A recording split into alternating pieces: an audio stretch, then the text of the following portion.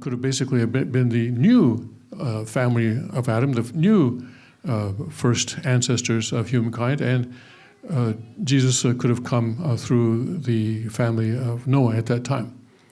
But also that didn't work. And so then finally the foundation to receive the Messiah was set in the family of Abraham, Jacob, and Isaac, and Jacob.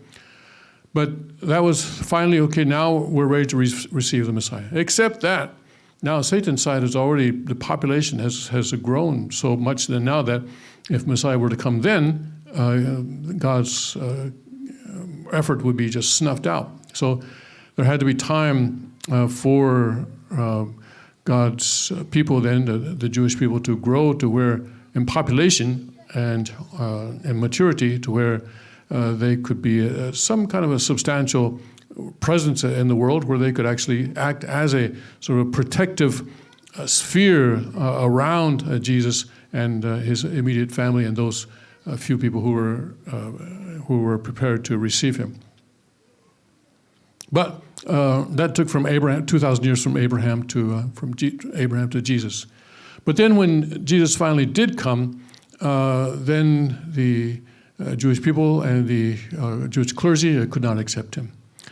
And this is where some people accuse our Father of anti-Semitism. But remember that the Jewish people were representing all of humanity. You know, my ancestors were in some cave or something, probably in the woods of Germany or something. I don't know. So if the people of Jerusalem could not accept him, my ancestors certainly could not have. So we are not in a position to blame them. Well, that's just happened, and there were reasons why that happened. We went through the course of Moses, how some of the things that Moses did foreshadowed Jesus' crucifixion in the case that there was not faith. And specifically, we talked about John the Baptist, how John the Baptist was, although he did testify to Jesus at the Jordan River, did not attend him, did not follow him. John the Baptist at first was reluctant to baptize Jesus, saying, actually, this is opposite, you should be doing that. But there were reasons why John the Baptist needed to baptize Jesus. But then, when the baptism was done, then what did John the Baptist do next? So he kept on his own mission. So if Jesus is the Messiah that the Jewish people have been waiting for 2,000 years, and he's standing right in front of you, okay, he's standing right in front of you, and he takes a step away from you, what do you do? What do you do, okay? What do you do? You got to go with him. You got to go with him. If Jesus were right here and he starts walking out that door, are we going to just sit here? No. So Jesus went through 3 courses, and the failure of John the Baptist to unite with Jesus, and if he had united with Jesus, then all the people, or most of the people of Israel would have followed him, because John the Baptist was well respected. And he had a large following, but also he had a great deal of respect among the population at large. So Jesus had to actually go back and fulfill the role of John the Baptist himself. And that was what the 40-day fast in the wilderness was about. That's what the 3 temptations was about, to face Satan and then to reestablish his qualification as the Messiah. Although he was born as the Messiah, he was born sinless. But then, the other thing that didn't work out for Jesus was the role of Mary. She was not prepared to do what she needed to do, and that was to arrange it so that Jesus could take a wife. Father said that when the Messiah comes, the first thing he wants to do is to get married. Because salvation, or rebirth, salvation is rebirth, and rebirth cannot be done by just a man. It takes a man and a woman. And so he needed to take a woman who was, now this woman was born in sin, but but just as Eve was created through Adam, so also this woman would have been recreated through Jesus, through the second Adam. But her name never appears in any book or anything like that because she never had an opportunity to come forward. So all things wound up to where Jesus then had a meeting with Moses and Elijah on the Mount of Transfiguration. This was a spiritual meeting, and this just shows us again that everyone who lived in the past still exists in the spirit world. When God creates us as eternal beings, and the ideal is that we are His eternal objects of love. And so we do not pass away or anything like that when our physical bodies fulfill their mission. So Jesus had a meeting with Moses and Elijah on the Mount of Transfiguration, and from that point, basically, the providence of Jesus takes a different direction. And from that point then, the reality requires that he offer himself up as an innocent sacrifice on the cross, so that at least the path of spiritual salvation can be opened. God's will is never accomplished by God alone. And this is how God designed it, because He wants His children to participate in His providence. He does that so that we can be lords of creation, so that we also can create something. So He has us create our own character. And He wants us to qualify to be His children and His objects of love eternally in the spirit world.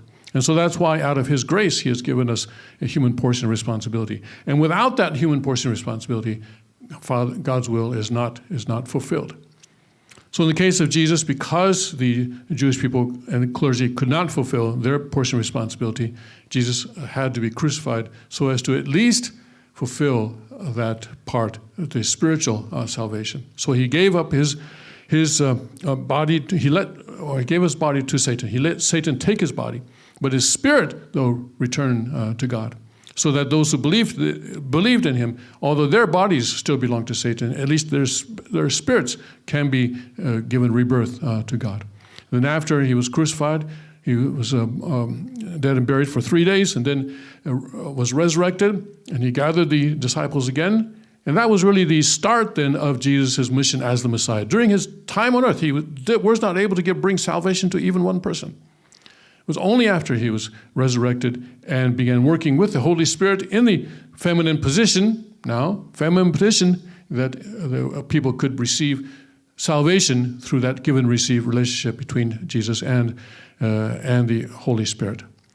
But this salvation was only a spiritual salvation. And so, even today, children born into Christian families are born under Satan's authority, under Satan's dominion. And those children, at some time in their lives, have to accept Jesus into their lives in order to receive salvation. So Satan has claim over every child that is born into this world. That's not what Adam was. Satan did not have authority over Adam when he was born. Adam did not have original sin. He did not have to pray. He did not need religion. He did not need salvation because he was in God's lineage. And so today we have the holy blessing, which breaks that lineage of Satan and puts us into God's lineage, so that when there are children that result from that lineage, they are not born in Satan's authority. They are born without original sin. They got a lot of other problems. They got a lot of other sins, but at least in the root, they are born without original sin. Carrie, I can see you bursting with a question. Okay. Yeah, this is such a deep point. And those of us that receive the blessing and receive forgiveness of original sin, then the understanding that we had was that our children would be born without original sin, which I believe is true. However, I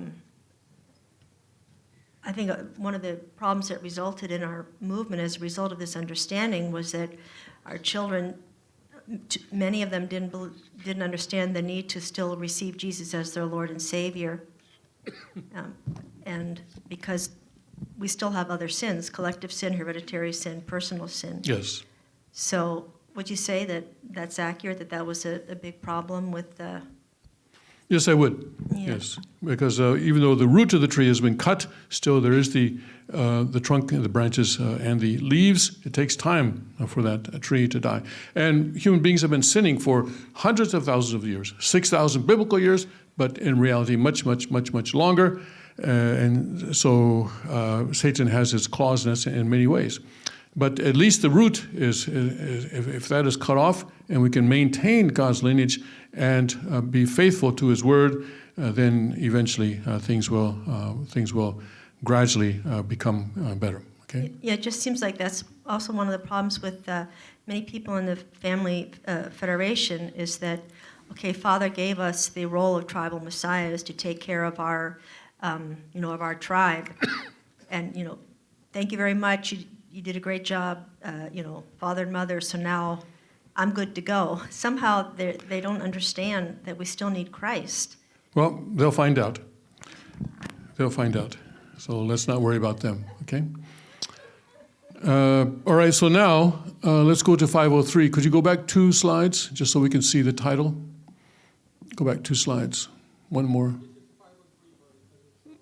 Okay, then that's because there's a sort of a transition. Can you click it once? Click it once. There you go. The true parent and the completed testament age. The completion, conclusion, and finalization of the providence of restoration through indemnity. So now, let's go to that overview page that we had a while ago. Oh, that's right, I can't I? Okay. Okay. The providence of restoration, I'm sorry, I don't have the magnifying function. Laser pointer? Okay. Yeah, this is the one that, you can see it down here, but it goes up there. Can you see it? Okay, there we go. The providence of restoration began directly after the moment that Adam and Eve fell. So I pointed out, once Adam and Eve fell, immediately after Genesis, they fall in Genesis 3, 6, and 7. Then in verse 8, God goes walking in the garden there, and He's calling out to Adam. Not because He doesn't know where Adam is, not because He doesn't know what Adam has done, but so that He can give Adam an opportunity to respond, so that this give and receive relationship, at a very, very, very, very primary level, can begin again. Because Adam has completely severed his relationship with God. God wants to reestablish that relationship. So immediately he goes out into the garden, and of course he asks Adam and Eve what happened, and they refuse to take responsibility. And that's also a tragedy right there. If they had taken responsibility, things would have been different.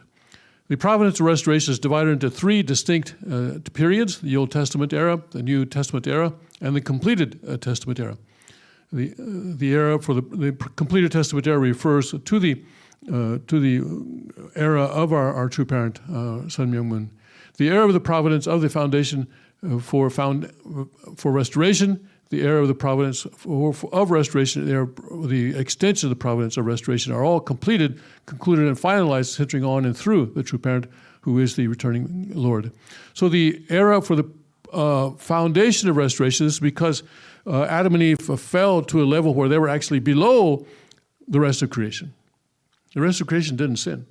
So Adam and Eve now are lower than where they started out in their lives. And so we see that in the Old Testament, Cain and Abel are offering crops or animals up to God, because those crops and animals are closer to God than they are. And also Abraham, even up to Abraham, they are offering these things that are found in nature up to God. And then that's the era for the foundation of restoration. And the providence of restoration itself is the Old Testament period. And restoration should have happened during them, and would have culminated in the coming of Jesus. But then Jesus has to come again. So now there's the extension of the providence of restoration. And all of these are completed and concluded and finalized, centering on our true parent, Sam Young-moon. 2,000 years from Adam to Abraham was the era of providence and foundation, and then to Jesus was the era for providence. And then while Jesus was intended to complete the providential course for the substantial restoration of Canaan representing the kingdom of heaven on earth, due to the unbelief of the Israelite people, the Jewish leadership, and the disciples, he died on the cross and promised to return again. And I want to emphasize again, we cannot blame the Jewish people. This is not an excuse for anti-Semitism or anything like that, because they were representing us. And so in their failure, we all failed. So we are all responsible for Jesus' crucifixion. So Jesus was unable to complete the course of the substantial course to Canaan through his death on the cross, and during 2,000 years since he promised to return, he conducted and completed the providential course for the global restoration of Canaan in spirit and working with the Holy Spirit. Accordingly, the providence of restoration centering on Jesus was prolonged, and the entire providence of restoration is completed, concluded, and finalized by the true parent who appears as the returning Lord, obtaining victory in the providential course for the cosmic restoration of Canaan. Subsequently, with the emergence of the Haggai era, Haggai means going back, or era of the period of return, you can say return, okay, centering on Foundation Day, God comes to directly conduct his providence in substance on the spiritual and physical worlds, centering on the true parents. And we'll be celebrating the anniversary of Foundation Day on September 10th of this year. We do it by the heavenly calendar, and this year it is September 10th. So, okay, I have to click that, okay. So this figure gives basically the entire history here. We have God's promise in Genesis 1:28 to be fruitful, multiply, and have dominion over the earth. To be fruitful means to complete our individual character. Multiply means to complete the family. And then the have dominion means to have the complete or dominion over the earth from God's position. And Adam and Eve were to go through an orderly period of growth, or we call it a growing period. It's 3 stages: formation stage, growth stage, and completion stage. And then they would be blessed in marriage at the top of the growth stage, and then complete each other. When the husband helps the wife to complete herself, and in so doing, he also is completing himself. The wife helps the husband to complete himself, and in so doing, she is completing herself. So there has to be this love and respect relationship through the completion period, or after receiving the blessing, so that each can be completed. But then God's promise, of course, that didn't work out then, and so then the Old Testament period, God carried out his providence through the Jewish people and Judaism, and then in the last 2,000 years, beginning with Jesus, through Christianity. Christianity has been the mainstream of God's providence in the world. And then the completed Testament age and the true parent coming. So in the completed Testament age, Father created the Holy Spirit Association for the Unification of World Christianity, or in other words, a church level. That was in 1954 that he did that.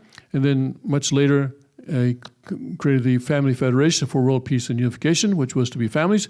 And he said there should also be not just family federation, but also a tribal federation for world peace and unification. There should be a national or ethnic group federation for world peace and unification, so that it was not to just stop at the family federation, but to grow there. And the House of Peace and Unification is in 2003, Father told many leaders or members, I guess, of the Unification Church in Korea to run for office, to run for the National Assembly.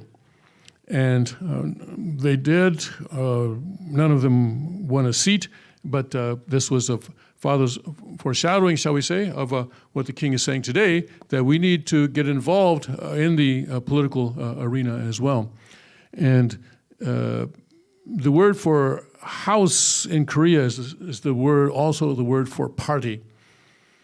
So in the beginning there was a controversy, the Unification Church is getting involved in politics. So no, we're just building a house.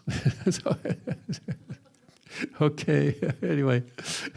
So tang, right, tang is depending on which Chinese character you use, can be either mean party, political party, or house. Yeah. So, so here, this is difficult to use because this laser is not very strong. There we go. Okay. Okay. So here the Father comes, or the Messiah comes with the seed, and this is why Jesus was so eager to get married. And True Father teaches us a lot of things about Jesus' life that are not in the Bible, but he knows this because in the process of revealing the principle, he went to spirit world, and all these people are there in spirit world, and he can talk to them. He can talk to Mary, he can talk to Joseph, he can talk to Zechariah. And what went on? What happened? And through this process, he knows that actually Jesus 3 times pleaded with Mary, his mother, to arrange his marriage. But each time she would not do it. And so when you read the gospel story about the marriage of Cana, for example, normally this is given as an example of how Jesus was able to turn water into wine. But you note that in the beginning, Jesus wasn't interested in doing this. He wasn't going to do it. He said, "My time is not yet come." Yeah, because I'm not married. I mean, you're helping someone else get married here. You're helping someone else get married, but you're not helping me get married, and I need to get married so that I can start working as the true parent and bringing salvation to all humanity. Jenny wants to ask a question, I suspect. Okay. Yes. So Jesus really needs to get help for marriage. Yes. How he might just pick the bride like a true father. Well, wait a second. True Father's first marriage was arranged by his mother. If you look at the autobiography, you'll see that his first marriage was arranged by his mother. And I see this in a couple of ways. Once that woman failed, but the position was established by that marriage, the wife of the Messiah. And so then the next woman and then Hakchahan were able to go into that position. But also, Father had a person in the mother position, right? Wonpokche.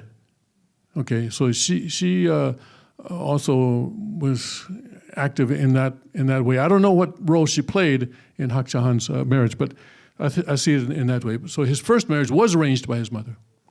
There's a reason why mother needs to prepare that marriage. Yes. There's a reason. Yes, this is or mother-son cooperation, but also just yes. There is a reason. I don't know if we fully understand it, but it was necessary for Father has taught us that it was necessary for Mary to play the role. Yeah. In fact, even Jesus said, "That's the person." He told her who he needed to marry. But of course, that was one of the reasons that John the Baptist had a difficulty, because actually, according to Father's teaching, it was the younger sister of John the Baptist. And Tim? Yes. Did Father ever say anything that you know of about Plan B for Jesus' wife?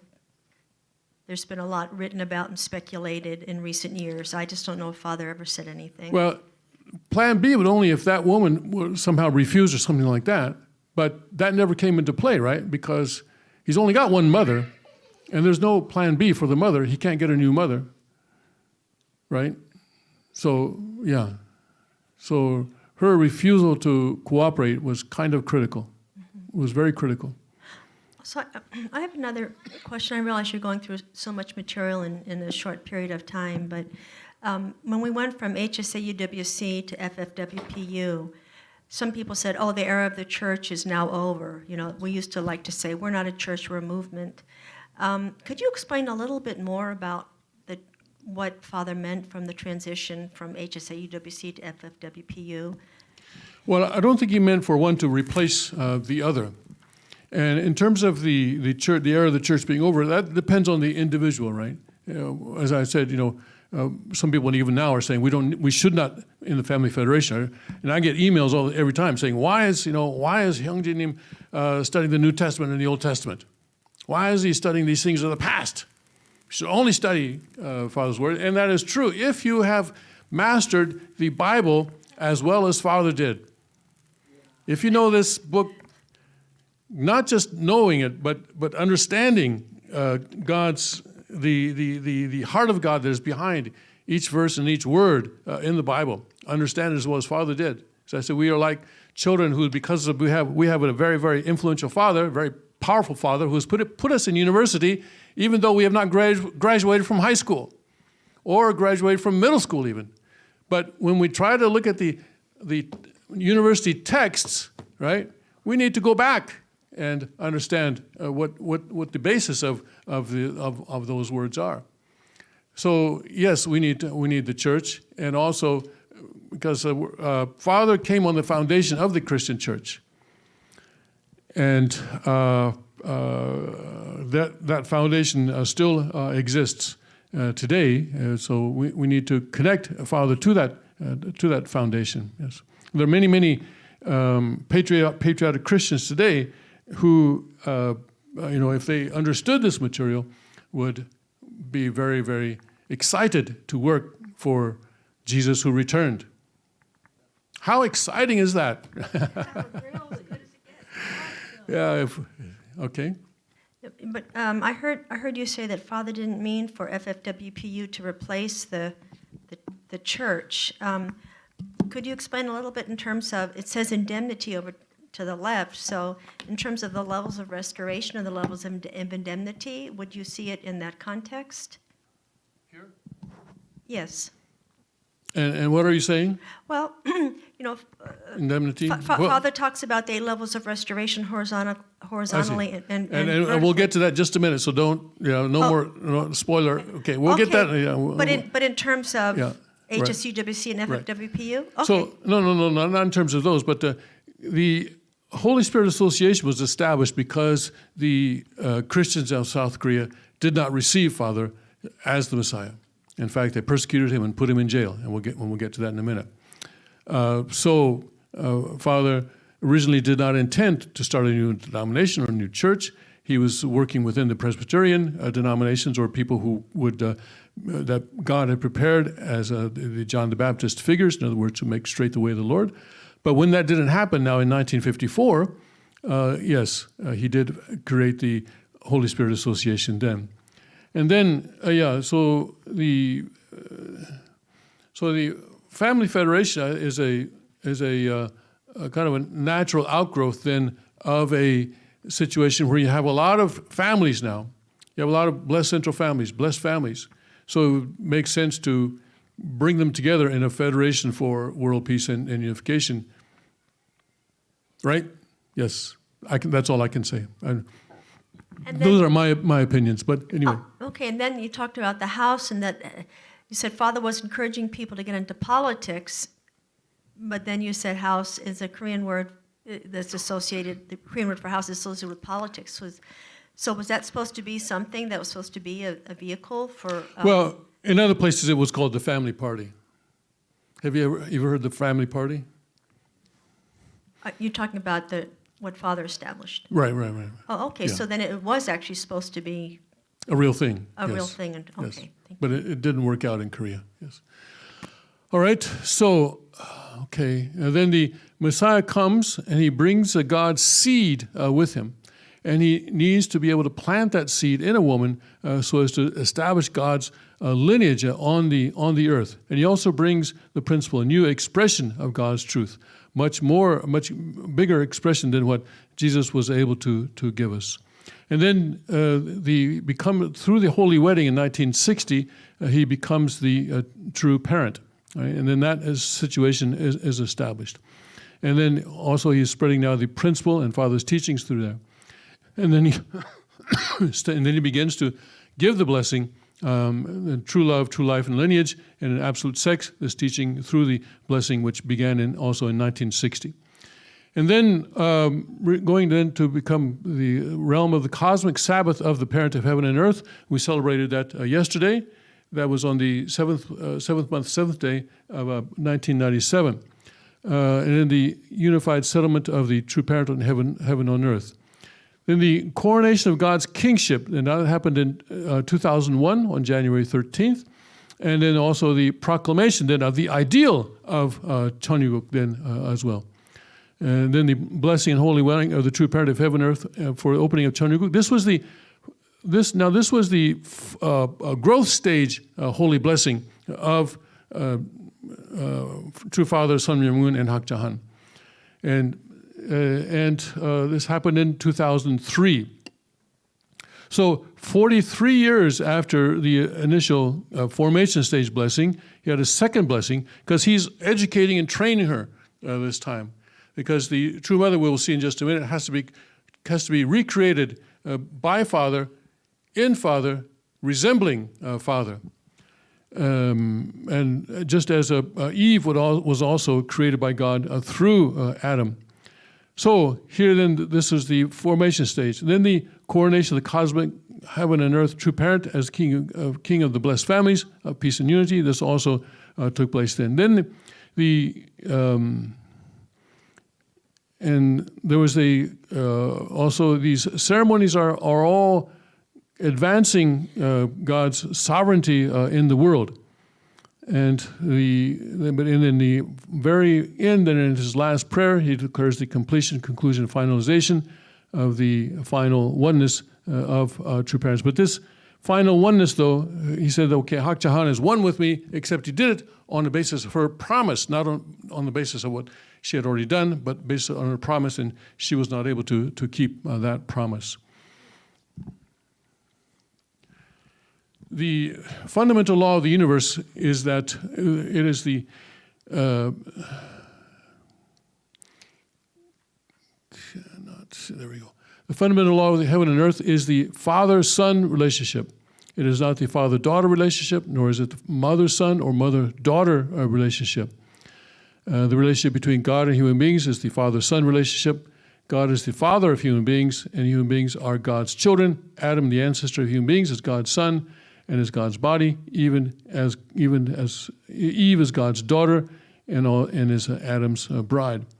As the father, God is the first generation, and his son, Adam, is the second generation. God created the first and second generations, but the third and fourth generations are multiplied through Eve. It is here that the four-position foundation, the purpose of God's creation, is perfectly completed.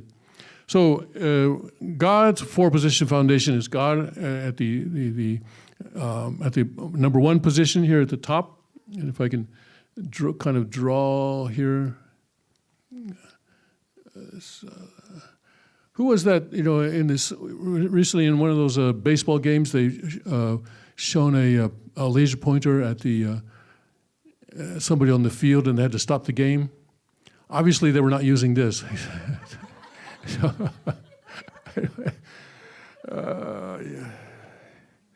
Obviously, they were not using this one. Okay. That was in the news this morning, I think. So God, if you have a four-position foundation, then God is at the first position, and then Adam, and then Eve, and then their children, Abel and Cain. That's a better one. Okay, thank you. But this one, the battery runs out very quickly. But it's full right now, okay. So, and Eve. So God is the first generation, Adam, Eve are the second generation, and then Cain and Abel the third generation. So that creates a four-position foundation. And when that is done, then the purpose of God's creation is perfectly completed. When did this happen? Pop quiz. When did this happen? September 23rd, 2000. Give her a gold star, yes. Yes, that's right. In September 23rd, 2017, that's when the words in Revelation 12 were fulfilled. And we're going to of course, on the Gregorian calendar, it was September 23rd, 2017. On the heavenly calendar, it was the 8th year and the 8th month and 4th day. And so we celebrate it by that every year. But what happened here is that here in Revelation 12, it says, "And there appeared a great wonder in the heaven, a woman clothed with the sun, and the moon under her feet, and upon her head a crown of 12 stars." So this kind of, the constellations were arranged in this way then on that day. And she being with child, Jupiter was inside the womb of this woman who was outlined by that constellation, and pain to be delivered.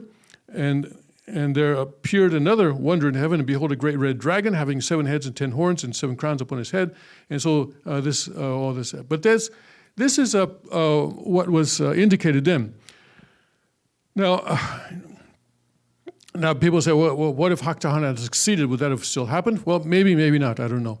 But Father used that message to, I think, tell us that he wanted to have this blessing, this the perfection level holy blessing for Father on that day. At that time, he had already given up his physical body. In 2017, he actually shed his physical body in 2012. But on September 23rd, 2017, our true mother, Hyunshil Kang, was ready to be blessed with True Father at the cosmic perfection level, replacing Hakchahan, who had vacated that position. So for the first time in history, then, this four-position foundation of God was created. So the first time in history, this didn't even happen in the Garden of Eden. That you had God and you had Adam, completed Eve, and the two children, the Cain as Kukjinim and Abel, Hyungjinim, were there in the four-position foundation. And that is a powerful, powerful foundation now. And there's nothing that Satan can do about that. It's there. There's nothing that will ever change that. And so I noticed that about a week after that event, it was when the #MeToo movement began. So I began, okay, wow, yeah, we're starting to see things. And we were seeing a lot of things, after that. Satan's world is collapsing now because God has that foundation now. And there's nothing that can change it. It's just a matter now of expanding that foundation. And there are a lot of people today who can participate in that foundation, and I hope that we can gather them all, centering on the second king. And that will be, the more that we are able to gather, the faster God's sovereignty will expand in this world, and the faster that Satan's sovereignty will collapse. Have you been watching what's been happening in Afghanistan? The president of Afghanistan escaped from the country this morning. Those of us who remember April 1975, Saigon falling, it's pretty much the same thing, yes. So anyway, I'll talk about that tomorrow morning in the King's Report. Okay. So here, God's four-position foundation then is established, and the purpose of God's creation is perfectly completed. So now that was the day really that the true, really, real good history of humankind began. And it's going to continue from there into eternity. And eventually everything that happened until now is going to just pass away from people's memories. Eventually. We still got a long ways to go, but we're getting there anyway. God's true love is encountered and met through men and comes into our possession through women. Accordingly, if God is the subject, then Adam stands as object. So God is a subject partner, then Adam is his object partner. And when Adam becomes the one body with God, then when Adam is the subject partner, Eve stands as the object partner. Men who are the subject and women who are object partner resemble God, and so, like God, become the personalized substance and body of true love, with the heart to live for others and the heart to invest and give. Probably we mean Shimjong here. They must live a life that exemplifies the principle, the heavenly law, and the heavenly order. The king was talking in his remarks today about how we don't grab a hot rock, because we know what happens when we do that. And so when we are one with God's heart, God's Shimjong, then we don't sin because we know the consequences of that sin. It causes pain to God, and it causes pain to others, and it causes us pain too. So things are moving forward in that way. Oops. Okay, this one doesn't. I have to switch back to this one for the. Okay. For a human being to become a substantial embodiment of Simjong, and Simjong is the irrepressible impulse of the heart to give love to an object partner so as to receive, to experience love and joy. God is a God of love, but he cannot experience love without an object partner. And this is why he created. So God cannot not create, and he cannot not love. Love is a force that flows from the heart of the subject partner into a object partner. And God has to keep on creating. And so that's why some people who say that the universe is eventually going to collapse are not correct. I think some scientists may say that. I tried to research that last night, but I couldn't find anyone who's actually saying that, but I think I've heard it before. It's not going to collapse. Because God continually adds energy to the universe, so it will continue to expand forever. So for human beings to become a substantial embodiment of Simjong and absolute sex, which resembles God. Absolute sex is purity before marriage and fidelity in marriage, although it's more than that, but that's a simple explanation. Who is the original substance of Simjong and absolute sex, he or she must, as God's child, form an ideal family and live in attendance to God. And subject and object partners have a relationship that is analogous to the relationship between a train and the tracks. If the train leaves the tracks, it can no longer advance. Likewise, if a husband who is subject partner and a wife who is object partner depart from the principle, they can no longer proceed toward God. Thus, they must continuously think of the path of the principle and live in a principled manner. So stay on track. In the relationship between a husband, if you have a question, you're going to have to, I don't have eyes in the back of my head, so I keep wondering, does Carrie have a question? Okay. So tell me if you have a question.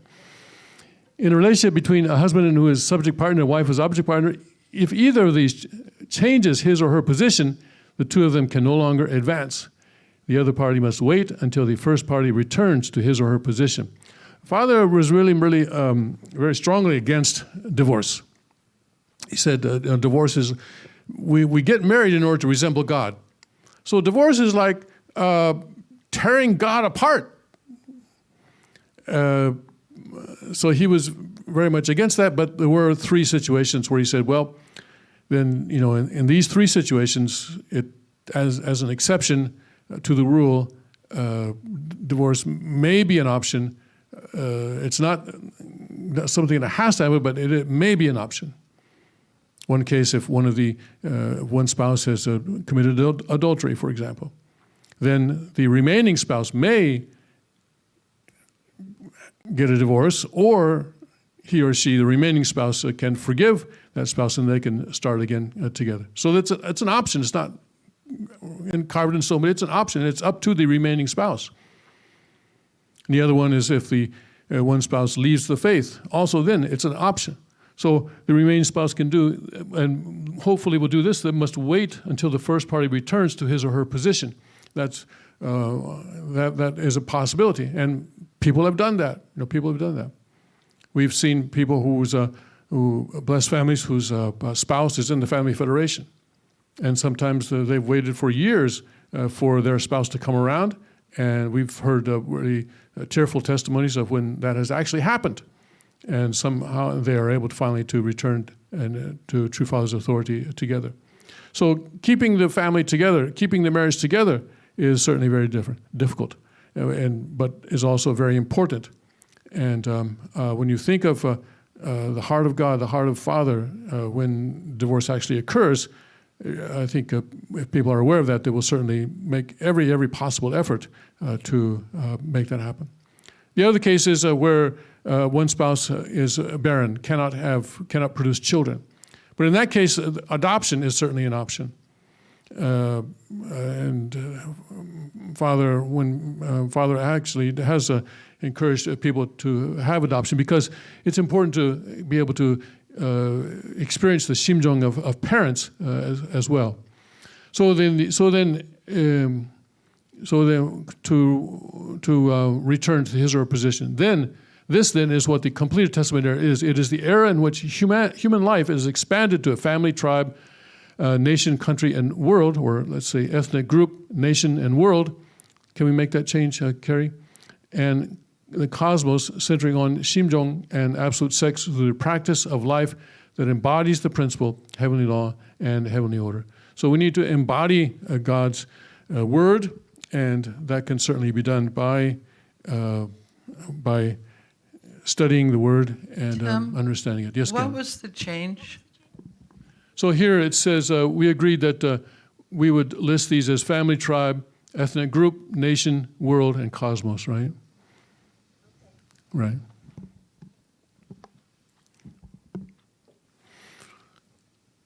Because having nation and country, so what's the difference? Well, no, this kind of thing. So that makes it clear.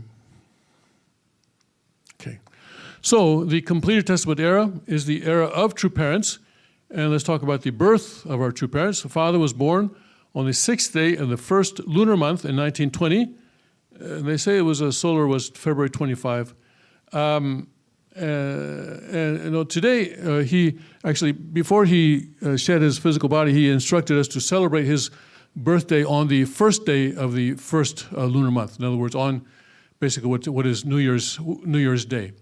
And because the calendar starts with the birth of Adam, right?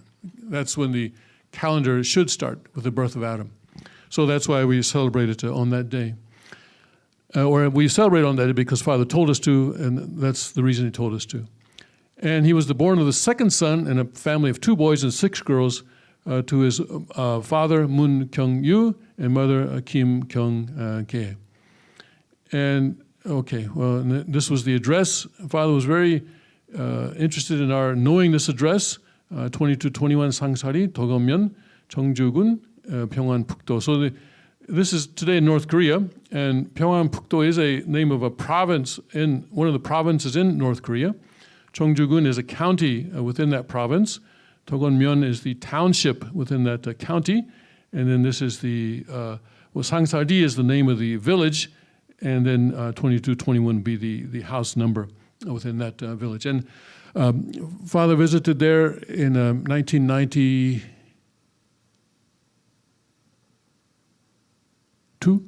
3? No, 2. I'm sorry, I don't know.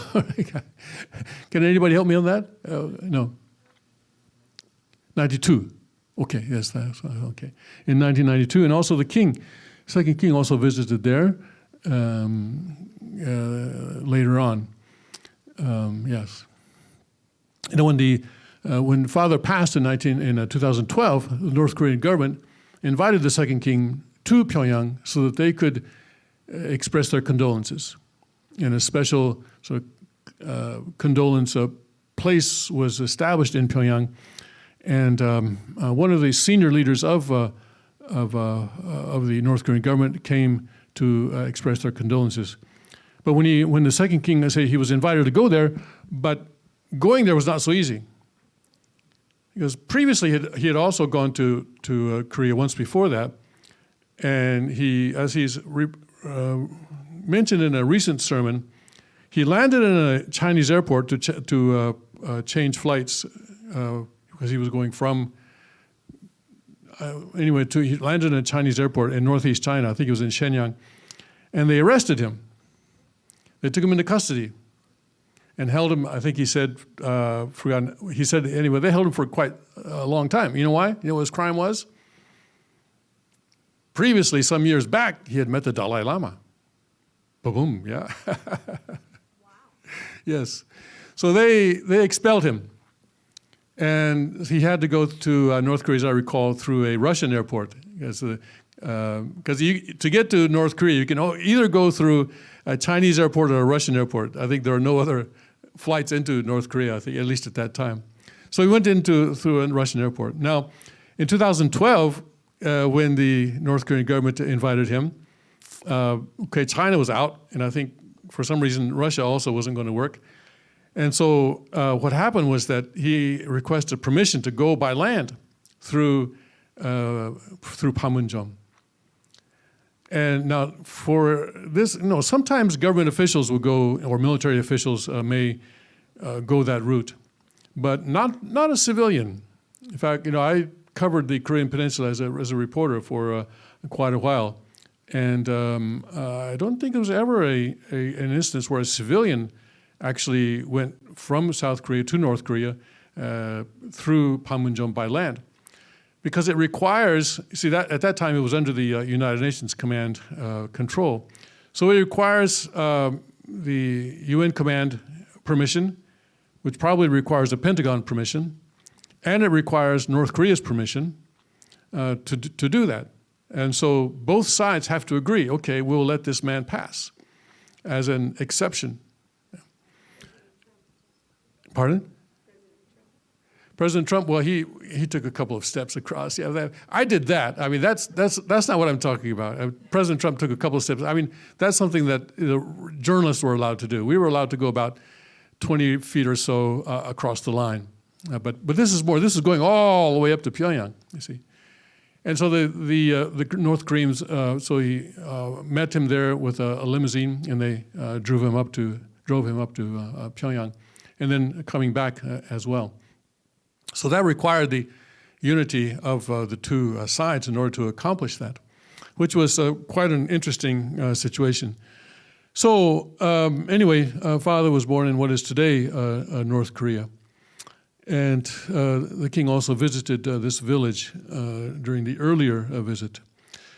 And then also, true mother, Hyun Suk Kang, was born. She was born in South Korea, September 15th, 1927, on the 8th lunar month and 20th day. But we celebrate their birthdays together. And she became True Father's first disciple on May 10th, 1952. And she was elevated to the position of True Mother on September 23rd, 2017, by the Gregorian calendar. But we celebrate the anniversaries on the heavenly calendar, and so that anniversary will be celebrated on September 10th this year. So for a human being to become a substantial embodiment, oops, I keep forgetting to switch this way. Okay. Well, okay. I'm in the wrong. Yeah, okay, I'm better, yeah. All right. Okay. All right, so restoration of the true parents through indemnity. So Adam and Eve were to become the true parents originally, but they lost that position. They never achieved it. So then True Father arrived on earth and walked the path of indemnity of innumerable sufferings. He was born under Japanese imperial annexation. He was born in 1920, and as we mentioned yesterday, Japan effectively took over control of Korea in 1905, although 1905 was when they took over the foreign policy and the national defense of Korea, although it was actually in 1910 when they formally signed the annexation or the treaty. So this was under an imperialist annexation, and at age 16 by the Korean way of counting, he took on the mission of Jesus Christ after meeting Jesus in prayer at the dawn on Easter Sunday on April 17th, 1935. And he revealed the principle and searched for an organized principle over 10 years, a period from this date until 1945. And the difficulty of finding the principle, he says, and the difficulty of finding the principle was like looking for a particular grain of sand at the bottom of the Pacific Ocean. And the difficulty of a God meeting the true parents, he said, he compared that to trying to catch a particular fish in the Pacific Ocean. So this was a tremendously difficult thing to do, and Father fought with a myriad Satans in both heaven and on earth in order to accomplish that task by 1945. He was tested by temptations of women. He had to gain victory over the temptations of women before he was 23. And victory over temptation of women allowed God to entrust him with the responsibility for all women. And Father tells of an incident that he had when he was doing part of his training, or part of his course, I should say, leading up to 1945, he was a student at the Waseda University in Tokyo. And he was boarding there at a particular home. And the daughter of the owner of that home was quite beautiful. And understand that in 1945 in Tokyo, Koreans were second-class citizens. So this daughter comes into his room, or actually, she actually is there first, and he comes into his room and she's lying there naked. And she insists on having sex with him because she thinks that he's very handsome. And this is something that Satan is trying to, is also motivating her to do in order so that father would destroy his position. And he says, no, I won't do it. And so then she insists, but then if he refuses, then she might go out and say, oh, he tried to rape me or something like that. And people would believe her over him because Korean is a second-class citizen. And, much similar to black people during the Jim Crow era, you could say. No one's going to believe him. If he says, no, I didn't, they're going to believe her. So he finally decided, okay, that he would allow her to try and excite his sexual organ. But he said, well, I just can't. I'm not capable. I'm not capable of having an erection, which was not true, but he told her that, and then she tried to give him an erection, and he resisted it and did not, and he later told his disciples that he was kind of half in the physical world, half in the spirit world, to keep from having an erection. But finally, he did not, and so then she apologized and left him. And so he was able to get through that situation. And that was, he says, that was probably the strongest effort by Satan to get him to destroy his position by forcing him to have sexual relations with a woman before before God would allow him to. So but because he was victorious, then God said, okay, you can have authority over all women in the world as my daughters. Now I'm able, because you have been able to have victory over this, you can have authority over all of my daughters in the world. So this gave him the authority then to to give salvation to all the women in the world. Then he went through 7 deaths and resurrections that we know of. One time, I heard directly Father say, at least. There may have been others. Father seems to indicate that there were others, but he chose not to reveal those to us. But the ones that we know of is that the imprisonment and torture under Japanese imperialism, because while he was in Tokyo, he was part of the underground independence movement among the Korean residents who were in Tokyo. And he was sometimes chased by the police. And when he got back to Seoul, or actually got back to South Korea, he was taken into custody by the Japanese police in Korea, because the police there then were Japanese police. And they tortured him about his experience in the independence movement in Japan, because they wanted him to give up the names of everyone who had been with him. And some of those were actually members of the Communist Party, but even those names he refused to give up. So that was, they tortured him in very horrible ways, such as tying his hand behind his 2 hands behind his back, and then stringing him up like this, so that his hands were like that, and then beating him in that way. And also a form of waterboarding as well was also applied to him in his torture. But later on, when they eventually released him. Then later on August 15th, 1945, when Korea was liberated, he actually sought out the man who had tortured him and helped him to escape to Japan. This man was living, and even in not so long ago, the Japanese Unification Church looked him up, and he remembered Father and remembered how grateful he was that despite what he had done to Father, that Father actually saved his life. Because, August 15th, the Koreans were, hey, we're free now, and they're going wild because they've been oppressed for so long, and they're just exploding, not only with joy, but also with hatred against the Japanese. And so all of a sudden, the Japanese who were there are being beaten and many times killed. But he helped this man to escape to Japan. So this was his experience there in the Gyeonggi-do. Gyeonggi-do is a province in South Korea, a police station. He was held there for 4 months, from October of 1944 to February of 1945.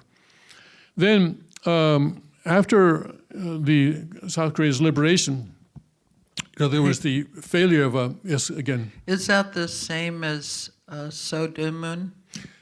Let me tell the story. Yeah, No, it's not. Answer, no, it's not. We'll get there, okay? We'll get to Sodemun. Okay. So, no more spoilers, all right? Okay. Let me tell the stories. All right, so after liberation, all right, then there were two kinds of Christianity from God's point of view. During the Japanese occupation and annexation, Koreans were actually Japanese citizens by law. And so they were required to follow Japanese laws. And one of the Japanese laws was that everybody has to worship at a Shinto shrine. And there were Shinto shrines built around Korea, and especially a big one was built on this mountain that's today in the middle of Seoul, Namsan Mountain.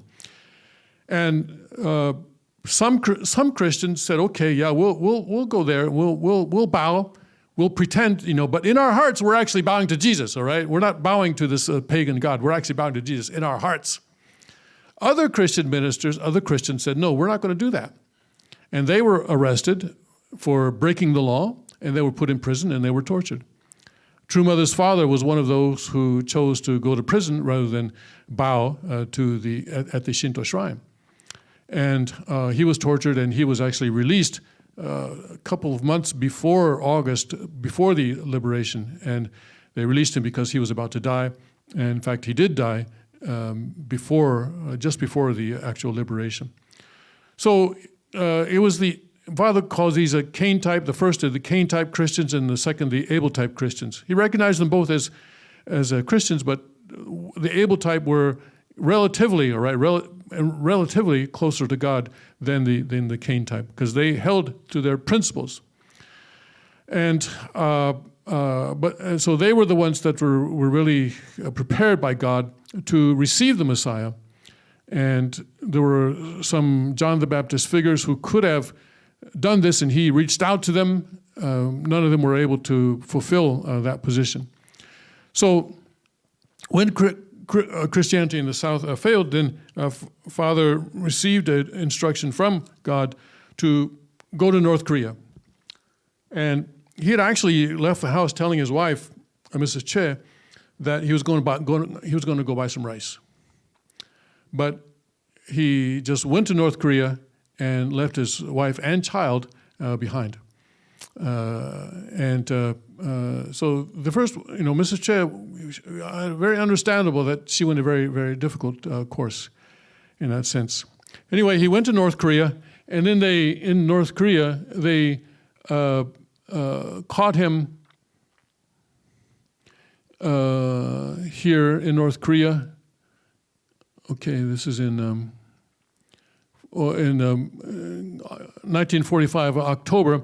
They caught him with South Korean currency in his pocket. And they said, well, under North Korean law, this is counterfeit currency, because they don't recognize the government in South Korea. So they imprisoned him, and then for a week, then he's released. And also for teaching the principle in North Korea as well. He went there to create a congregation there. And he came out and he continued his preaching, and he was then put into the Pyongyang Taedong station in Pyongyang in August 11th of 1946 to November of 21st of 1946. And then he was put in the Hungnam concentration camp for 2 years and 8 months from February 22nd, 1948 to October 14th, 1950. And it's this date that we commemorate each year on October 14th, because it was this day that he was in a prison camp where the average life expectancy in the camp was 6 months. When the Japanese evacuated Korea, they evacuated this one fertilizer factory that was in the Hungnam, which is on the east coast. And they had left a huge, mountains of ammonium nitrate there. And so the prisoners were conscripted to put this ammonium nitrate into bags, burlap bags, and so that they could be shipped to the Soviet Union. And of course, there was no, the OSHA wasn't there. The Occupational Safety and Hazard Administration was not there. So they would, ammonium nitrate is an extremely toxic substance. And so it would burn through their skin, and they were breathing in the fumes of this. And also there was sulfuric acid that was involved in that factory as well. So they were in extremely toxic, chemically toxic working environment, not to mention the fact that they were, prisoners being pushed. They had a quota which they had to meet, and if they didn't meet that quota, then their food rations were reduced. So an extremely difficult situation there.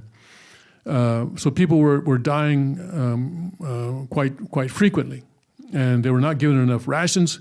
Hunger was such that when a person, there was at least one incident where someone actually died in the process of eating their ration during a meal, and they still had rice in their mouth. And the other prisoners went in and took the rice out of this guy's mouth and ate it themselves because they were so desperate for sustenance. So Father survived there from February 48 to October of 50. So about 2.5 years there. And then on October 14th, then this was now after the Korean War broke out. The Korean War broke out June 25th, 1950, and first, the communists went all the way down to the Pusan perimeter, but then General MacArthur led the Incheon landing in September, and then they were pushing up then to the Chinese border. And in the process of doing that, on October 15th or October 14th, the Allied forces bombed the prison where Father was being held captive. And he told the other prisoners, just stay within 10 meters of me, stay within 30 feet of me, and the bombs will not hurt you, will not kill you. And those who did stay within that perimeter did survive. Anyway, the bombing destroyed the walls, and the prison guards had all run away, and so Father was able to just walk out of that prison. So he walked out of the prison on October 14th, 1950. And I think, anyway, so he was this was when he was by Western County, he was 30 years old then. This was a providential victory. He was liberated by UN forces when he was 30 years old. Joseph was made prime minister of Egypt when he was 30 years old, and Jesus was to have been king of Israel when he was 30 years old, but he was crucified through the faithlessness of the people at that time. The Father gained victory in restoring the crucifixion of Jesus through that indemnity. So this was a real cross. This was a real time when he could very well have died and should have died, perhaps, in terms of the common sense of that environment. And certainly the North Korean government was expecting him to die. But he survived there for 2 years and 2.5 years, and to be able to continue his mission. But he said he never prayed to God, please help me survive. But instead he always prayed to God, don't worry about me, I'm going to be okay. He was always comforting God's heart because he knew how desperate God was to see him in that situation. So then he walked across the peninsula from the east coast to the west coast, back to Pyongyang, back to his congregation there to seek. And remember, the Chinese forces beginning in October were coming down from the border, China had intervened now in the Korean War, and they were sending over this human wave of forces down. And so the Allies were now retreating back south. And instead of going directly south, he walked west to Pyongyang to seek his congregation. He spent time, a month or so in Pyongyang looking for people, and he was only able to find 2 people. Everybody else had already gone. But he found one man who had been with him in the prison camp. And this man was not part of his congregation. He was actually in that camp as a former North Korean army officer. And he had been court-martialed for some crime and put in that camp as a prisoner. But because he was a North Korean officer, or had been, he was given kind of a special status, so he was kind of a shift boss or something like that. So he had authority over other prisoners. And he was released before Father, and he went back to home, and his family neighbors beat him and actually broke his leg there. And they left him to die. You know, when the communists come down, they're going to kill this man because he's a traitor to the North Korean army. So he put that man on a bicycle, and he also found one young teenage boy, Won Pil Kim, who was a very long time disciple of Father at that time. So they made their way down then to Seoul, and then eventually to Busan, and the North Korean forces came down below the 38th parallel and were again pushing down south. This time they did not get all the way to the Busan perimeter. This time the Allies were able to hold their advance kind of midway down South Korea, and then to push back up. And anyway, he created a house, or you could call it a house, a hut, I guess, a hut out of cardboard from U.S. Army rations and mud and a tin roof on a hillside overlooking Busan. And you can probably read True Mother's testimony about what that hut looked like. It was but anyway, he, beginning in May of 1951, he began to write the handwritten copy of his teachings. Now, he had created a manuscript in North Korea already. And when he went to prison, he entrusted it to someone there. And later on, that person said, well, I buried it somewhere, and I can't remember where. So unfortunately, that manuscript appears not to exist, or perhaps some archaeologist in the future will come up with it, I don't know. But anyway, as far as we are concerned, it is lost. So he handwrote this.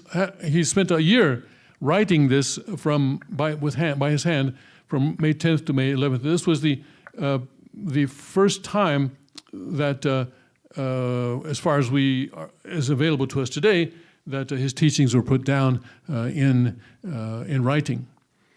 But that itself was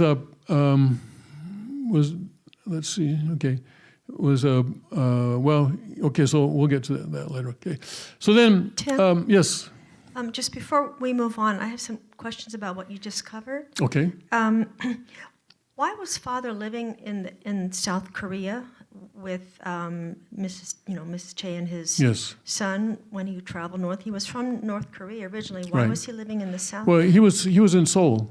He was in Seoul. Right. He had come back from the Tokyo. He had come back from his studies in Tokyo before then, and the Korean Peninsula had been divided at the Yalta Conference, where the Allies decided, okay, we have to have a way of disarming the Japanese military on the Korean Peninsula. Who's going to do this? And Soviet Union and the United States decided to do it together, but just arbitrarily draw a line along the 38th parallel, and Soviet Union would be responsible for everything, all the Japanese forces that were north of that parallel and all that were south. But of course, the Soviets very quickly installed their puppet, Kim Il-sung. So the northern part was very quickly becoming a Stalinist regime. So Father, if he was going to do a religious movement, would have to do it in the south. Okay. And then also when he went to the north, so there was still, Christianity was still happening, but it was being persecuted? Right. It was still happening, but yes, because Jerusalem, Pyongyang was known as the Jerusalem of the East, Right, because right. there were so many churches in Pyongyang. Right. And the communist government did not eliminate them immediately. They didn't outlaw religion immediately, but they had them sort of fighting against each other. Right. And so when people started leaving their churches and going to Father's church congregation, then these other ministers reported him to the authorities, and then they started persecuting him. Yes. Yeah, and I just see that 3 imprisonments in North Korea. The first one, it says for teaching the principle. You mentioned about Father had South Korean currency. Was Yes. was that part of the first imprisonment? Yes. Yes. Okay, then the second one, the Pyongyang Daedang Precinct Right. Station. Would you say were all 3 imprisonments from the Christian ministers going to the communist authorities? Yes. And especially the first one, because he had the currency, he was accused of being a South Korean spy. I see. Yeah, and that was part of the accusation as well. But it was all from the Christian ministers. But I don't think the first one so much involved the Christian ministers, because you can see it's in October of '45 when he hadn't yet done very much in North Korea. Where's the first one? So that was from being a South Korean. Right, right. They thought he was a South Korean spy. Well, that was they accused him of, yes. Okay, but he was already preaching religion, and so that in itself. But the reason that they used was, was the currency, and you must be a spy, and this kind of thing. Yeah. Okay, and then also Mrs. Oak, who Mother spoke about, who came to see Father when he was in Hungnam.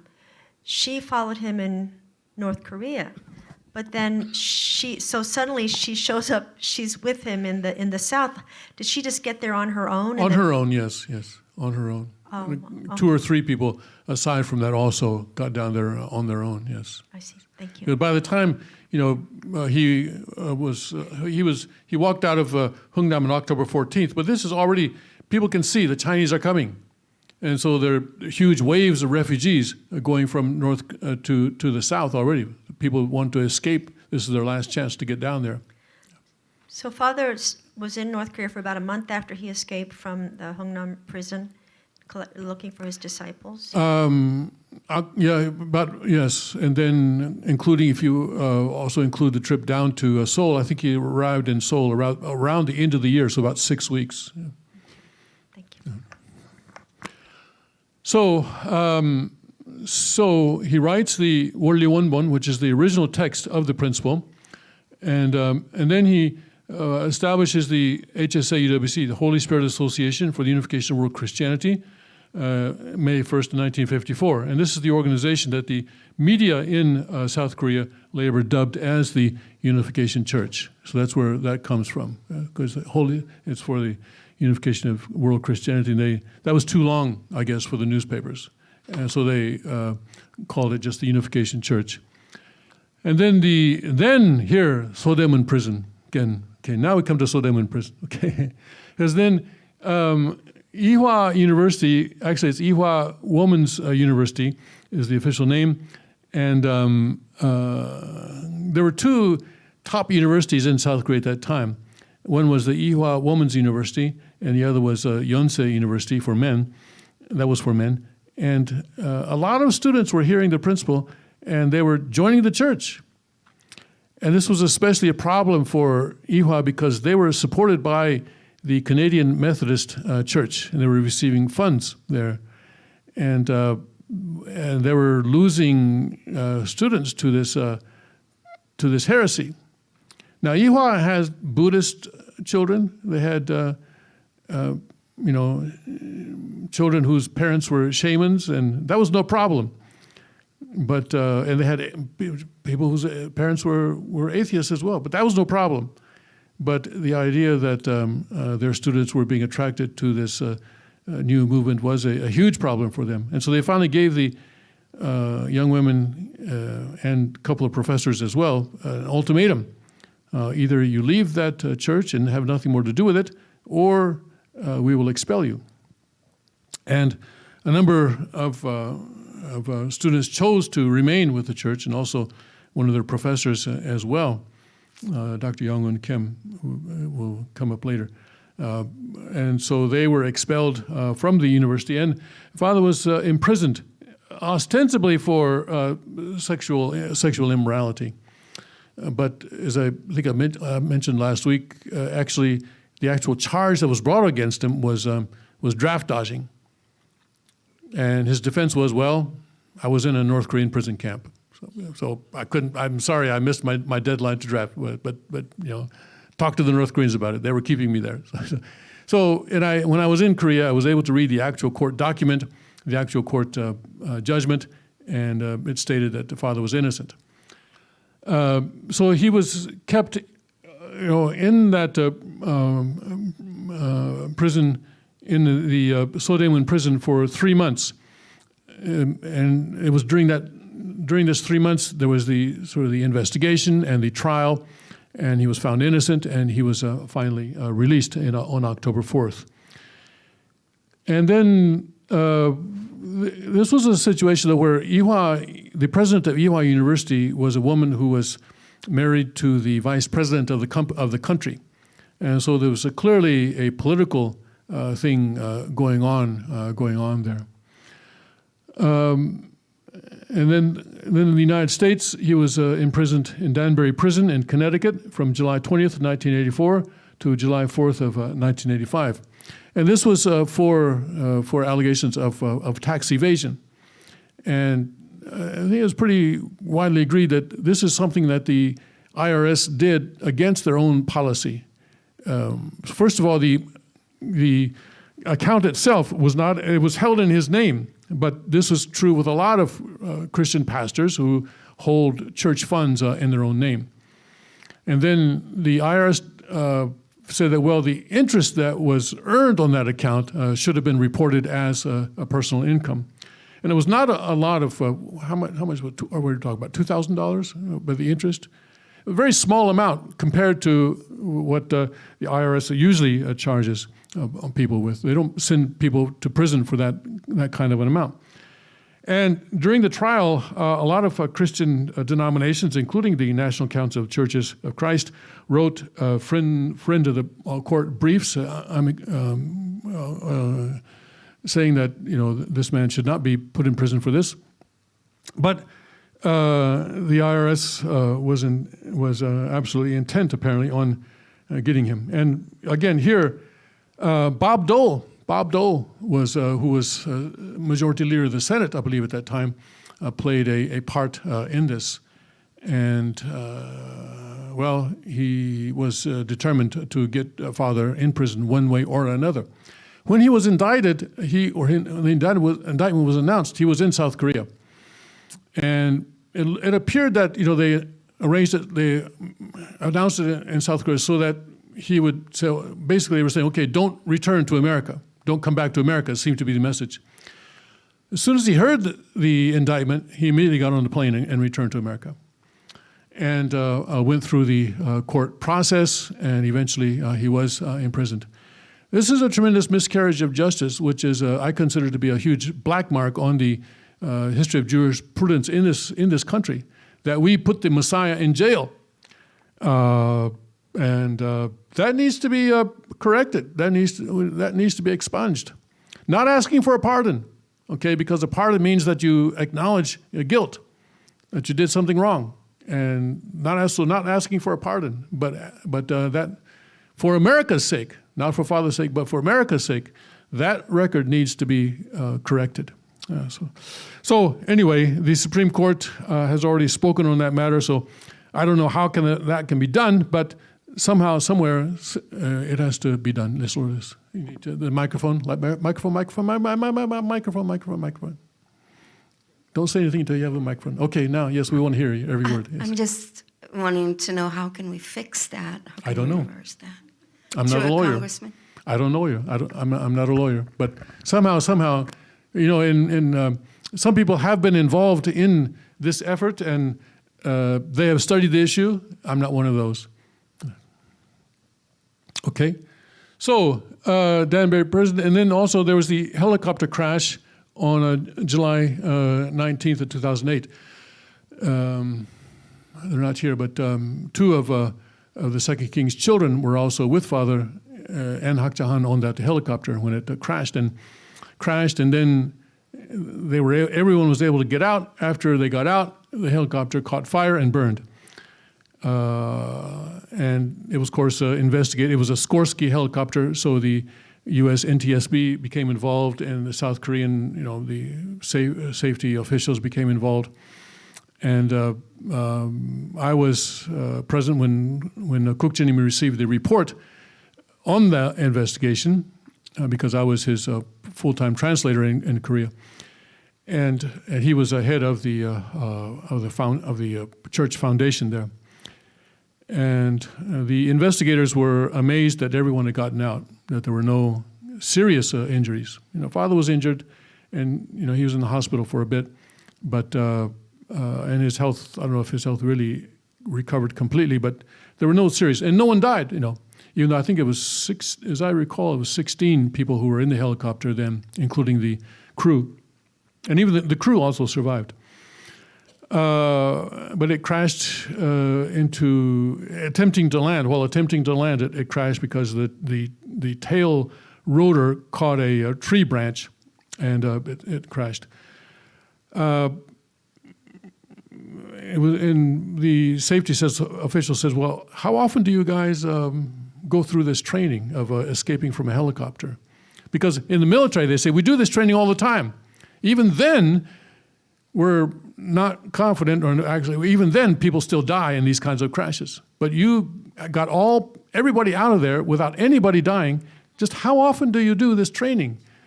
Of course, we don't.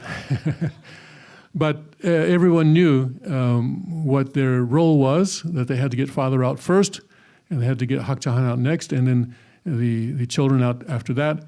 And there was, usually when something like this happens, everyone's rushing towards the door, right? And everyone, I want to get out first, and as a result, everybody dies. Of course, it was very fortuitous, shall we say, that the helicopter, when it crashed, landed in a way that the door was on top. If it had been the other way, 180 degrees down, then the situation would have been much more difficult, I'm sure. But that was also, they stopped just short of a large rock, which was also, praise God. But anyway, Father said this was also a death and resurrection experience. He should have died, or anybody else would be expected to die. But that did not happen. Yes, the second king was not on that helicopter, but two of his children who are with us today were on that helicopter. So these were the 7 deaths and resurrections that I know of, that we know of. But Father, I heard him say "chokodo," which means at least. So I guess there were others that we don't know about, and we don't know all of Father's course. And he, I'm sure, has other things that he has chosen not to reveal to us. So this is the situation there. Yes, and the marriage of the true parents. This is what Jesus wanted. What he wanted almost more than anything, really, because just coming as a Messiah, just a man alone, is not going to restart humanity. Adam and Eve could not be the original ancestors of humanity. Jesus came to be that. He was the second Adam, but he also needed a second Eve, and that didn't happen then. So but Father was able to do this in 1960 on the third month, the 16th day of the third month actually, is of the third lunar month at that time, when he was in by the solar is at April 11th, and this was done at the church at that time, the headquarters church then, in a place in the area of a so-called Cheongpadong, and that's the street address. Then this at least established the position of the true parent. Father then, for the first time, could be the true parent now because he had a female counterpart, a wife. And so by opening the era of the cosmic family, which is God's creation ideal, the true parents appear for the first time in human history. And then there was a 7-year course after that, And there was a 3-year course for establishing the position of mother's position. She wasn't automatically in that position from the start, regardless of what she may say now. And then there was a 4-year course for the period of establishing the true family position. And during this first 7-year course, Father established 4 holy days. The first one that he established was Parents' Day. And this is the first day of the 3rd lunar month in 1960. Actually, he established this day in 1961, but he said, we're establishing it based on what happened last year in the 3rd lunar month. So we count that day in 1960 as being the first Parents' Day. And then the second, once you have parents, you can have children. And this was established in the first day of the 10th lunar month in 1960. And this year we'll be celebrating this, I've forgotten the exact date, sometime in November. And then once you have parents and children, you can have property. In other words, you're now taking things back from Satan and to God. When Adam and Eve came under Satan's dominion, Satan had dominion over all of God's creation because Adam and Eve were created as the pinnacle of God's creation. By taking the pinnacle, he took everything. So now, the new Adam and Eve now are taking things back from the creation and offering them to God. All things is how we refer to all of God's creation minus human beings. So everything other than human beings is referred to as all things. And this is the first day of the 5th lunar month, and that was established in 1963. And then based on that, he established God's Day on the solar new year, January 1st of 1968. So for a long time, these were the 4 holy days of our church. Later on, Father established 4 more. And then after Father's passing, the second king has also established 2. One is the anniversary of Father's cosmic Songhwa, his passing in the spirit world, and the second is the anniversary of Foundation Day. So right now we have 10 holy days, but sometimes we will celebrate 2 of them together, like we did yesterday. Yesterday was a celebration of 2 holy days on the same day. So by victoriously restoring through indemnity, in the name of the true parent, the vertical and horizontal 8 stages, and we'll get to that, we'll get what these stages are. He established by the false parent here being Satan. Satan was now the false parent of humanity, not the true parent. The true parent brought the providence of restoration through indemnity to completion, conclusion, and finalization in the Jubilee year, 50 years after true parents' holy marriage. So then in 2010, this is what happened. That was the Jubilee year. That was a 50th anniversary of the original marriage, the first marriage in the formation stage. 2003 was the growth stage, and Reverend teaches that, and he gets this from Father, that originally he wanted Foundation to be and the perfection stage blessing to be in 2010. But things were not ready. Hak Jahan was not ready. She was not uniting with Father in 2010. So he extended it a little bit, and finally it happened 7 years later in 2017. So the declaration of a Palcheongshik, the settlement of 8 stages in Heavenly Fatherism, this was a declaration that Father made in Kodiak, Alaska, on August 31st, 1989. The restoration of the elder son's authority. Originally, the older son, the oldest son, the first son is supposed to inherit everything, but Satan took the oldest son. So God always worked through the second son, like we did with Abel, like he did with Jacob, as he was going to do with Ham, except Ham didn't stand in that position. But and also, so then he worked through the second son in his providence. So then the victory in three rallies in the U.S. And the United States was established as the first son nation, the elder son nation. Korea was the father nation. Japan was the mother nation, and the United States was established as the first son nation. So that God's providence could work through these nations for its fulfillment. And then Victory in Moscow rally in USSR. Father went to Moscow in 1991. Yes, 1991. Please correct me if I'm wrong. And met President Gorbachev in the Kremlin, in his presidential offices in the Kremlin there, and told him two things especially. One is you have to allow freedom of religion. And the second thing was he told Gorbachev you should open diplomatic relations with South Korea, which still didn't exist at that time. So you had to accept religion and believe in God and abandon communism. Do not shed blood, but establish diplomatic ties with South Korea. This was his message to Gorbachev when he met him in person there in the Kremlin offices. And I will help you, he said. And Father took 3,000 young people. Maybe some of you were involved in that effort. Okay, Scott was involved there. Okay. 3,000 young people were taken from the Soviet Union to the United States. And the State Department allowed this. And also they were educated in the Soviet Union, weren't they?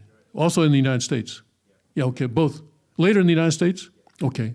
So it started in the Soviet Union. Somewhere around the Black Sea area, I think? Latvia, Estonia, that area? This is the Soviet Union, so Latvia and Estonia are still part of the Soviet Union. That's correct. Uh-huh. We landed in Riga and we took a long bus trip. I think we ended up in Estonia. We had Twin Lakes near a town called Daugavpils. Mm-hmm. And Wow. we got to see it firsthand. It was great. So I was not involved in that. Scott was. Christy also? And also Dorrit as well. Yeah, well, also I went there twice, and they educated the teachers at the place near the Caspian Sea that the Soviet military used to vacation there. So we went to those facilities. Yes. And they, they were very enthusiastic and wanted to have this teaching, God and I, in their schools. Yeah. So this teaching was then being used in the schools of the Soviet Union. Right. Right. That's what we were teaching. Right. Teaching the teachers. Teaching the teachers. Wow. Yeah. You know what nice could use that today? Yeah, we could use that. I think America could use that today. Yeah, we could. Definitely. But yeah, so that must have been an exciting experience then. Yes. Okay, so Father was doing this to help Gorbachev, saying, I'll help you, yeah. And so he said, become a world peace president. And I think later on, when there was a coup attempt against Yeltsin, is this true?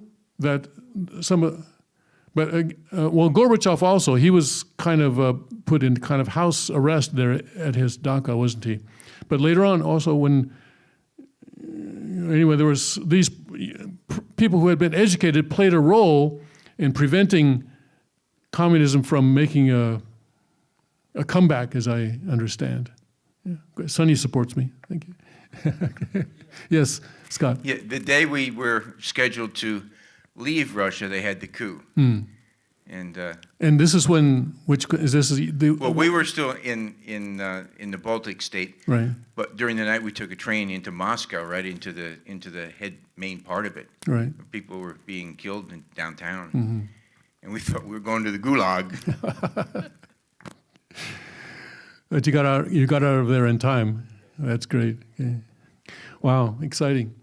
So then, he was very interested in helping the Soviet Union to become free and become and it was on that basis, by the way, that he also went to Pyongyang the next year and met Kim Il-sung as well.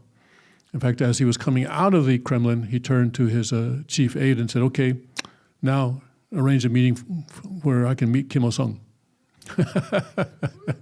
As he was coming out of the Kremlin. So, and he did accomplish that the following year. And so then the restoration of parents' authority in the summit with Kim Il-sung then happened, where the trip to North Korea happened between November 31st and December 6th of 1991. And I was sort of, a little bit indirectly involved in that. because I was actually part of the entourage that was supposed to go with Father to Pyongyang. And we met in Hong Kong. It's all, hush, hush, secret, secret. And we took a plane from Hong Kong to Beijing. And we were staying in a hotel in Beijing. And, some people were making the last minute arrangements with people in Pyongyang, with the presidential office there. And a message came from North Korea. If this is a meeting of brothers, the North Koreans said, what are all these foreigners here for? We'd all put our luggage into one pile so that next morning it could be loaded into the plane, and we'd all get into the plane. I guess there were about 50-ish, of us. I was there, and a bunch of other people were there. There's a photograph, actually, that was taken in the VIP room of Beijing Airport, and we can see who's in that photograph. But so we got that message, and so you could go to North Korea. They didn't have a problem with a person going to North Korea if they had a U.S. passport. The color of the passport was not the problem. It was the color of the skin. If you were ethnically Korean, they didn't care about your citizenship. And so people like Peter Kim, for example, he had a U.S. passport, but he had no problem because he was ethnically Korean. But those of us who were not had to stay behind. And so we were in that hotel in Beijing for a week. And my job then was to receive the reports from North Korea and then to transmit this to our newspapers in Seoul and in Tokyo, and maybe also to the Washington Times at that time. And the North Koreans took Father around, and he was treated as a VIP. And finally, Father spoke before a group of North Koreans there, North Korean officials, and told them that that Kim Il-sung's ideology was not going to work, that it was human-centered, and you cannot unify the peninsula unless you have a God-centered ideology, which is kind of in North Korea a capital offense to say that kind of thing. And there was a tense time there where everyone expected that Father and all of his entourage were going to be executed. But apparently, Kim Il-sung was watching this on closed-circuit television, and so he commented to someone, I think I've met a real Christian minister for the first time in my life. And so he agreed to meet Father, but kind of as maybe, I don't know what the intended message was, but he met Father in a vacation home that is right next to Hungnam. Sort of, remember when type of thing, remember when I put you back there, Yeah, well, Kim Il-sung has a bunch of, today too, they have palaces around the country. And this is not the main palace, this is the one on the East Coast there near Hungnam. And so the meeting took place there, and after the meeting, they embraced, and as blood brothers. Kim Il-sung is slightly older than Father, and so he was, he's in the Cain position. He's the older son, and also the North Koreans agreed to have the Unification Church build a church in Pyongyang, which actually became the largest Unification Church building in the world. But of course, on the outside, there's no sign that says Unification Church. All right, it says Peace Center, but if you go inside, there is a sanctuary.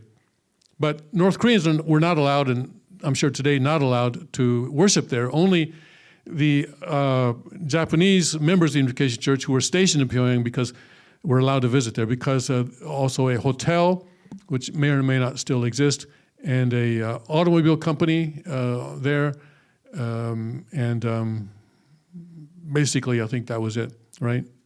The hotel and the automobile company. There were quite a few Japanese Unification Church members who lived in Pyongyang for a while as a part of those projects, and they would regularly hold services with the permission of the North Korean government in that sanctuary. But North Koreans could not enter there. That would, and of course, our people were not allowed to evangelize at all in North Korea under, possible punishment of death if they did. So those things came from those, yes. Wow, this is the first time I'm hearing about this. I didn't know that there was actually a church building constructed. Yes.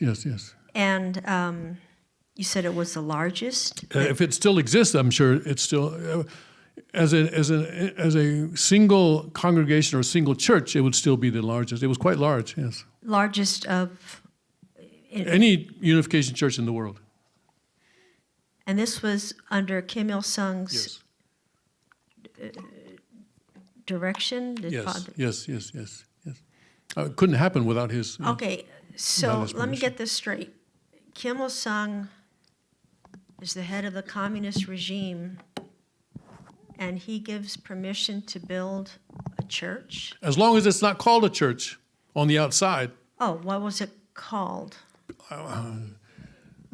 Are you listening or writing there? No, Peace Center. The Peace Center. No, I'm just trying to get inside the head of Kim Il Sung. He knows that Reverend Moon said point blank, he heard him say to his top leaders that Juche ideology is never going to bring success to North Korea. It has to be a God-centered ideology. And then he gives direction to build a peace center. I mean, does everybody see where I'm coming from? This is kind of, I never heard this before. Okay. And then Japanese members were living there? Was it? Yes. And the church had a Japanese pastor as well, yes. A Japanese pastor. Whom I knew and whom I talked to after he retired from that position, yes. All right. In addition to that, there was also a hotel and an auto company. Yes. Okay, I know you can say you don't know, but what is in Kim Il Sung's mind with giving permission for this? Come on, Tim. You have some inside info.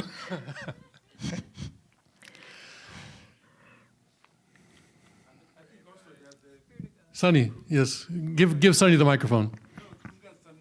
Yes, okay, Kumgang-san. I was wondering whether I should bring that up or not because that was actually taken away later on. But anyway, yeah, okay. Okay, that's what I. Okay, all right. The authority to develop the Kumgang-san area, the Diamond Mountain area, as a tourist resort was also given to Father. But Hyundai group later took that away. Or how do you pronounce it? Hyundai? Yeah, it's a whole lot more than a car company. They're also a shipbuilding company. They're also do a whole lot of other things. Yeah. Yes. Yes.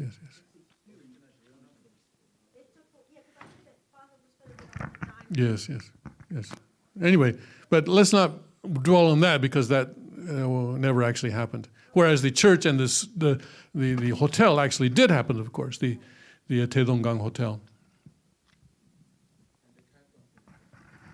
The car company also, yes. The Peace actually was called Peace Motors. Yeah, and that was after Father's Songhwa. The car company was turned over to the North Koreans. I don't know what has happened to the hotel or to the church right now. Okay, I feel a strong vibration from people to want to take a break, but again, let's make the last person to speak. Christy, okay, Christy. I just want to ask, I heard something about Father and Kim Il Sung made a plan for the 30,000 couple blessing for them to be able to come and vacation. In North Korea. Well, sort of, yes. Something like that. I don't know what I don't know about that, but there was a situation developing where 30,000 couples were all going to get into buses and then drive through Panmunjom. It didn't get very far, I think. Yes, I think in that case maybe I think the North Koreans said, you know what, one person is one thing, but 30,000 couples, that's 60,000 people, right? Of course, Father's idea was to just burst through the DMZ there. 60,000 people going. I mean, how could you maintain the DMZ after that? But I think North Korea, probably maybe South Korea as well, said, this is a little bit too much. Yeah, I heard it was South Korea that would. Maybe, probably South Korea, yes, I wouldn't be surprised. They use each other for political purposes. Okay, shall we take a break? Okay, or do you want to keep going? Let's take a break. Okay. It's been 2 hours. Thank you.